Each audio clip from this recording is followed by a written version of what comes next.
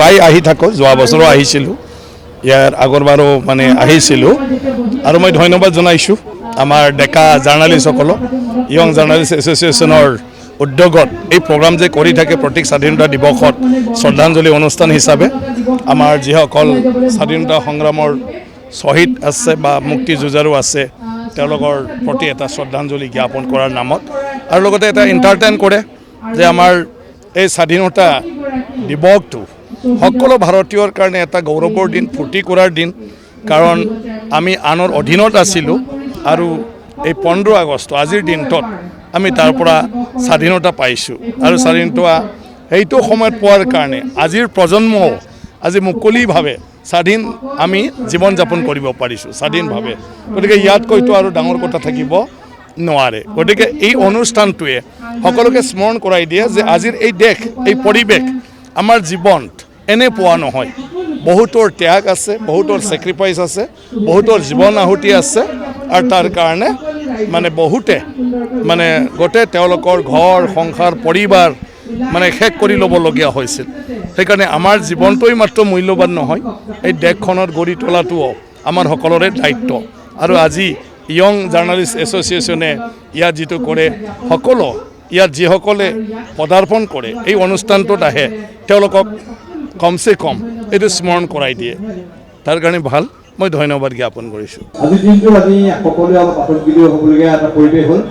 ৰাতিপুৱা সময়ত পতাকা উত্তোলনৰ এটা কাৰ্যসূচী আছিলোঁ, সেই সময়ত হঠাৎ এটা ফোন আহিলে, অকল মোলৈ বুলি নহয় বহু সাংবাদিকলৈ ফোন আহিছিলে। পৰেশবোৰে ফোন কৰিছিলে যে খন্তেক সময়ৰ পিছতে অসমত ভোটাঘাত হ'ব, বহু ঠাইত বোমা বিস্ফোৰণ হ'ব। পৰেশবোৰৰ কথাটো কোৱাৰ লগে লগে মই তেখেতক ক'লো এইখনৰ কোনো পধ্যেই সমৰ্থনযোগ্য নহয়। গতিকে আপোনাৰ এই যদি এনেকুৱা ঘটনা কৰে নিঃসন্দেহে অসমৰ ৰাইজে আপোনাক কেতিয়াও আপোনাৰ সমৰ্থন আপোনাৰ অসমৰ ৰাইজে নিন্দা কৰিব। খন্তেক সময়ৰ পিছত ফোনটো থোৱা হ'ল। আকৌ তেওঁ 1 ঘণ্টা 1.5 ঘণ্টা আকৌ ফোন কৰিলে যে আমি কোনোঠাত স্থগিত ৰাখিছোঁ, কিন্তু বহু ঠাইত বোমা উদ্ধাৰ হ'ব। আকৌ তেওঁ পৰৱৰ্তী সময়ছোৱাত তেওঁ আমাৰ কাৰ্যালয়ত ফোন কৰিলে, ক'ত ক'ত বোমা আছে, বোমা মানে থোৱা আছে তাৰ ফটো পঠাই তেওঁ মেইল কৰিলে তেওঁলোকে এই ঠাইত বোমা স্থাপন হৈছে। আৰু তাৰপিছত আজি আৰক্ষী আচলতে সদায় এই সময়ত যথেষ্ট ব্যস্ত থাকে। আৰক্ষী আজি মানে সাধাৰণতে ইণ্ডিপেণ্ডেন্স ডে প্ৰগ্ৰেমটো হৈ যোৱাৰ পিছত আৰক্ষী ৰিলেক্স হয়, কিন্তু আজি আৰক্ষী শান্তি নহ'ল। আৰক্ষীয়ে আকৌ গোটেই দিন অসমৰ বিভিন্ন প্ৰান্তত গুৱাহাটীৰ 8 ঠাইত তেওঁলোকে সংস্থাপন কৰাৰ দাবী কৰিছিলে। বিভিন্ন প্ৰান্তৰ পৰা বোমা ওলাইছে বা বোমা সদৃশ কিছুমান বস্তু ওলাইছে। যি নহওক এটা ভীতি সঞ্চাৰৰ পৰিৱেশ সৃষ্টি হ'ল আজিৰ দিনটোত। আৰু বিশেষ মই ভাবোঁ যে এই কথাটো আমাৰ কোনো পধ্যে আমি সমৰ্থন কৰিব নোৱাৰোঁ, সমৰ্থনযোগ্য নহয়। কিন্তু মই এই কথাও ভাবোঁ যে আমাৰ মুখ্যমন্ত্ৰী তেখেতে হিমন্ত বিশ্ব শৰ্মাই আহি আজি এনেকুৱা এটা পৰিৱেশ সৃষ্টি কৰিছে যে সোনকালে আলোচনাৰ পৰিৱেশ হ'ব। আমি আশা কৰিম যে সেই পৰিৱেশটো যেন বিঘ্নিত হৈছে। আমি আশা কৰিম এই ক্ষেত্ৰত তেখেতে অলপ তৎপৰতা লওক, অলপ উদ্যোগ লওক। আমি সেইটো কামনা কৰিছোঁ যে এনেকুৱা পৰিৱেশ নহওক, আমি সেইটো কামনা কৰিছোঁ। আৰু বিশেষকৈ যুৱ সাংবাদিক সন্থাৰ যিসকল বিষয়ববীয়া তেওঁলোকক আচলতে ধন্যবাদ দিব লাগিব। তেওঁলোকে যথেষ্ট কষ্ট সংগ্ৰাম পৰিশ্ৰম কৰি বিগত সময়ছোৱাত এই অনুষ্ঠান কৰি আহিছে। খুব সুন্দৰভাৱে তেওঁলোকৰ সকলোৰে বাবে মই হাত তুলি দিবলৈ সকলোকে অনুৰোধ কৰিম। তেওঁলোকে প্ৰত্যেকবাৰ এই অনুষ্ঠান তেওঁলোকে কৰি আহিছে।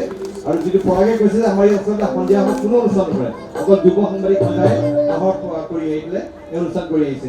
পুনৰবাৰ মই সকলোকে স্বাধীনতা দিৱস উপলক্ষে শুভেচ্ছা জ্ঞাপন কৰিছোঁ। আৰু আমাৰ যিখিনি অনুষ্ঠান হ'ল, গীতালি পদ্মনাথ তেওঁ খুব সুন্দৰ অনুষ্ঠান কৰিছে, শুনি ভাল লাগিল আৰু দিশটোৰ কাৰণে অপেক্ষা কৰিছোঁ। আৰু এইসকল বাদ্যযন্ত্ৰী প্ৰত্যেকগৰাকী অসমৰ এগৰাকী খ্যাতনামা বাদ্যযন্ত্ৰী, তেওঁলোকৰ কাৰণে এবাৰ হাত মেলিবলৈ মই সকলোকে অনুৰোধ কৰিলোঁ।